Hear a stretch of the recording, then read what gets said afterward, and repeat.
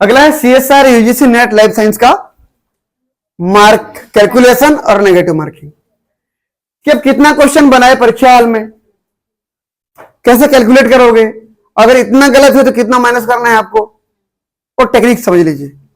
ठीक, ये देख लीजिए, part A B C 3 part है। पार्ट ए में प्रत्येक क्वेश्चन 2-2 नंबर का, पार्ट बी में भी प्रत्येक क्वेश्चन 2-2 नंबर का, पार्ट सी में 4-4 नंबर का, ये तो पता है। नेगेटिव मार्क्स पर रॉन्ग आंसर, हर क्वेश्चन का 25% नेगेटिव मार्किंग है। एक क्वेश्चन बनाते हो तो 25% नेगेटिव मार्किंग होता है। अगर वो एक क्वेश्चन सही होता तो कितना नंबर मिलते, उसका 25% माइनस हो जाएगा। समझ में आया? पार्ट ए में मान लीजिए एक क्वेश्चन आपने सही बनाया, कितना नंबर मिलेगा? 2 नंबर मिलेगा। लेकिन मैं बोला कि अगला क्वेश्चन आपने एक क्वेश्चन गलत कर दिया, तो जो एक क्वेश्चन गलत किया अगला वाला, उसमें कितना माइनस करोगे? उसका कितना माइनस होगा?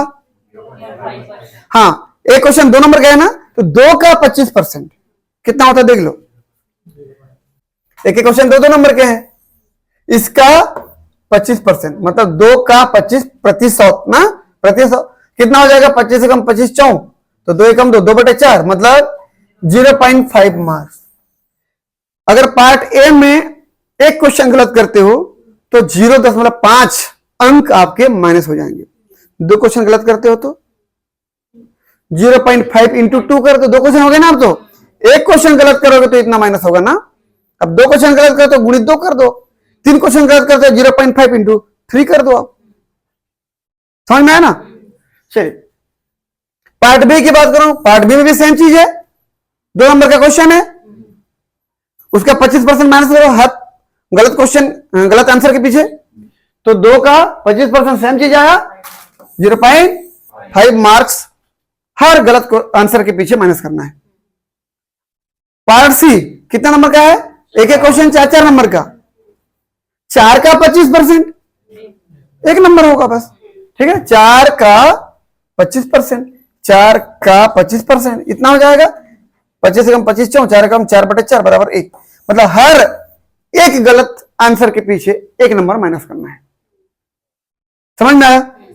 तो पार्ट ए और पार्ट बी क्योंकि प्रत्येक क्वेश्चन 2-2 नंबर के हैं, इसीलिए एक क्वेश्चन गलत हुआ तो 0.5 मार्क्स माइनस करना है। 2 गलत हुए तो 0.5 इंटू 2 कर दो, जितना हो रहा है 1 हो रहा है ना, 1 नंबर माइनस हो जाएगा। 3 गलत किए तो 1.5 नंबर माइनस हो जाएगा, 4 गलत किए तो 2 नंबर माइनस हो जाएगा। कैसे कर रहे हो? 0.5 इंटू जितना क्वेश्चन गलत हुए। समझ में आया? सेम ऐसे पार्ट सी की बात करूं तो हर क्वेश्चन के लिए 1 नंबर माइनस करना है। फार्मूला देख लीजिए, फार्मूला फॉर मार्क कैलकुलेशन। कैसे फार्मूला देखिए भाई, marks for each correct answer, correct answer जितना भी होंगे कितना कितना नंबर मिलेंगे उसके देख लीजिए। फॉर 2 नंबर क्वेश्चन, 2 नंबर के क्वेश्चन वाले में, और 2 नंबर के क्वेश्चन कौन कौन से सेक्शन में होता है? पार्ट ए और बी में, मतलब for part A and part B, number of correct answer into 2, क्योंकि प्रत्येक क्वेश्चन 2-2 नंबर का था। और मान लीजिए पार्ट ए में आपने 5 सही किया, अब पार्ट बी में 8 सही किया, कितना हुआ? 8 5 13 सही किया कि नहीं? तो 13 गुणित 2 26, इतना पार्ट ए और पार्ट बी में मिला के आपको मिले। पार्ट सी में मान लीजिए आपने 20 सही किया, कितना सही किया? 20, तो 20 गुणित 4, एक क्वेश्चन 4-4 नंबर का है ना, तो कितना हो जाएगा? 80। इसका मतलब आपका नंबर कितना हुआ? 80 और 26 106 नंबर। लेकिन आपको इतना मिलेंगे नहीं, क्योंकि माइनस भी करना है, माइनस करना बाकी है हमारा। इतना जो आपके सही हुए थे उसके नंबर है। पता चला पार्ट ए और पार्ट बी यदि आपने बनाया पार्ट ए को, तो दोनों मिला के मान लीजिए मैं बोला हूं 10 गलत हो गए आपके। कितने गलत हो गए? 10। और मैं पहले बोला हूं कि कितना माइनस करना है? हर क्वेश्चन के पीछे 0.5, तो हर क्वेश्चन के पीछे 0.5 गलत करना है, मतलब इन्हें माइनस करना है। लेकिन आपके गलत क्वेश्चन कितने हैं?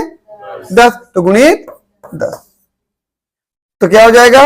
10 पंचे 50, 10 यहां लगेगा तो कितना हुआ? 5 5 अंक पार्ट ए और बी से माइनस होंगे आपके। 10 क्वेश्चन मतलब 5 अंक, क्योंकि एक क्वेश्चन में 0.5 है, आधा है, तो 2 में 1 हो गया, फिर 10 में 5 हो गया फिर। ठीक है ना। नंबर ऑफ रॉन्ग आंसर कौन से सेक्शन में? सी में, 4 नंबर वाले में। तो आपके जितने क्वेश्चन गलत होते हैं उतने गुणित 1 कर दीजिए, क्योंकि हर गलत आंसर के पीछे 1 नंबर माइनस होता है, 1 नंबर माइनस होता है। आपने मान लीजिए 6 गलत किया, तो 6 बराबर कितना हो जाएगा? 6। तो पार्ट सी से 6 नंबर माइनस हुआ, और पार्ट ए और बी से मिला करके 5 नंबर, तो 6 5 11 नंबर माइनस हुआ। आपको मिला कितना था? 106। कुल मिला के 106 मिला था, में से माइनस कितना हुआ?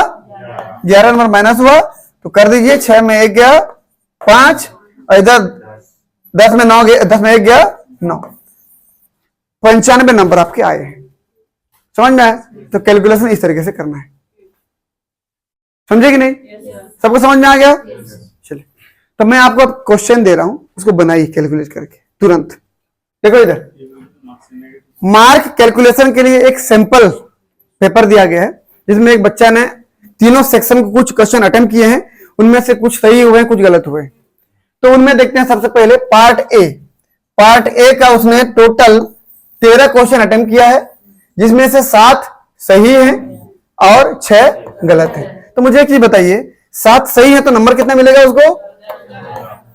यही करते थे, चलिए 7 सही तो 7 गुणित 2 बराबर कितना नंबर हो गया? 14 नंबर हो गया। ये हो गया। 6 गलत है, अब प्रत्येक गलत के पीछे कितना करना है? 0.5, तो 6 पंचे 30, 30 का मतलब 3.0, ये हो जाएगा। मतलब कितना हो गया टोटल? एक साथ बोलो तो 3 नंबर हुआ है ना। 3 नंबर का क्या करना है हमको? माइनस करना है।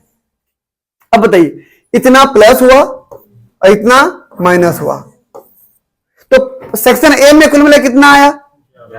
हाँ, 14 माइनस 3 बराबर 11, इतना नंबर उसको सेक्शन ए में मिला। सेक्शन बी या पार्ट बी में बोलूं, टोटल 30 क्वेश्चन अटेम्प्ट किया गया, उस 30 में से 20 सही हुआ, 20 गुणित 2 बराबर 40 नंबर उसने पाया इस नंबर में। लेकिन 10 गलत किया था, जब 10 गलत किया तो 10 गुणित 0.5 बराबर 5, कितना माइनस हुआ? मतलब 40 मिला था, 5 माइनस हो गया, बचा कितना? 35 नंबर। सेम ऐसे पार्ट सी की बात करूं मैं, तो यहां पर टोटल 20 क्वेश्चन अटेम्प्ट किया गया था, जिसमें 17 क्वेश्चन क्या थे? सही थे, और प्रत्येक क्वेश्चन 4-4 नंबर का है, तो कितना हो जाएगा? 68 नंबर।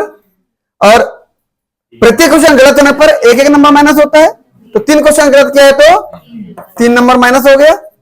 ये तो 68 में 3 घटा दीजिए, कितना हो जाएगा? 65। तो 68 माइनस 3 बराबर 65 नंबर। कुल मिला के जोड़ने घटाने के बाद पार्ट ए में 11 नंबर मिले, पार्ट बी में 35 नंबर मिले, और पार्ट सी में 65 नंबर मिले। अगर मैं टोटल नंबर कितना उसको मिला कुल मिला के आखिरी में बोलूं तो 5 5 10 11 का 1 हाथ में आया, 1 4 1 3 और 1 4 6 4 10 और 1 11, तो उसने कुल मिला के 111 नंबर हासिल किए। अब इस 111 नंबर में आसानी से उसका एलएस तो हो ही जाएगा। अब जनरल के लिए मुश्किल है, मैं बोला एलएस तो सबके लिए हो जाएगा। 120 नंबर लाए तो किसी भी कैटेगरी में आप आते हो, क्या हो जाएगा आपका? जेआरएफ होगा ही, गारंटी होगा ही होगा। ठीक है ना। तो नंबर कैलकुलेशन समझ में आ गया कैसे करना है?